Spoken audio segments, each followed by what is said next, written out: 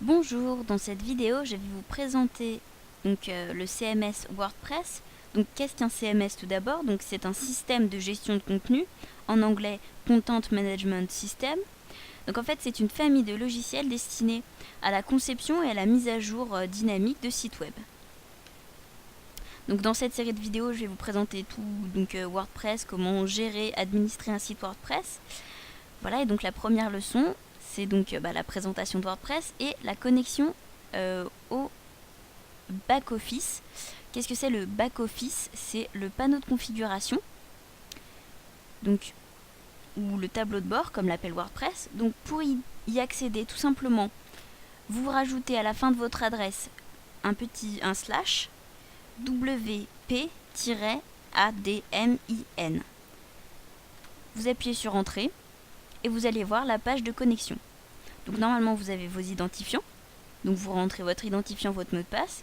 Vous pouvez cocher la petite case ici, se souvenir de moi, pour rester connecté. Et vous cliquez sur se connecter. Voilà, maintenant vous êtes dans le tableau de bord de WordPress.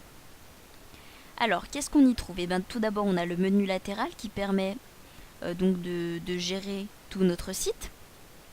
Ici, sur cette petite icône, nous avons de la documentation à propos de WordPress. En fait, vous avez tous les liens qui sont utiles et où vous pourriez avoir des informations. Ici, vous avez le lien vers votre site. Si je l'ouvre dans un nouvel onglet, hop, je retombe sur le site. Ici, vous avez un petit icône qui vous indique que vous avez une mise à jour, enfin quelque chose qui est en attente de mise à jour. Donc WordPress vous informera toujours sur tout ce que vous n'avez pas à jour. Donc par exemple si vous avez un thème, une extension ou si WordPress lui-même n'est pas à jour. Ici vous avez les commentaires en attente de modération. Et là vous avez un petit raccourci pour créer un nouvel article, un nouveau fichier média, une nouvelle page ou un nouvel utilisateur. Et enfin, à l'autre bout de l'écran, vous avez vos données personnelles, vous pouvez modifier votre profil ou vous déconnecter. Enfin ici vous avez les options de l'écran. Donc pour chaque page, ou presque, il me semble, vous avez ce petit bouton et vous pouvez choisir d'afficher ou non les blocs qui sont ici.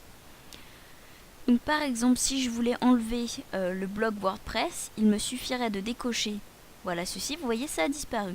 Et si je veux afficher les liens entrants, je clique ici. Voilà, là vous avez 2 colonnes, mais vous pouvez choisir d'avoir 3 colonnes, 4 colonnes, etc. Si vous voulez déplacer les éléments, vous faites un cliquer glisser. Voilà. Si vous voulez mettre 4 colonnes, hop, voilà, vous avez tout sur votre 4 colonnes. Voilà, ça c'est pour les options de l'écran. Et ben, je pense que nous avons fait le tour du tableau de bord. Voilà, j'espère que ça vous sera utile au quotidien.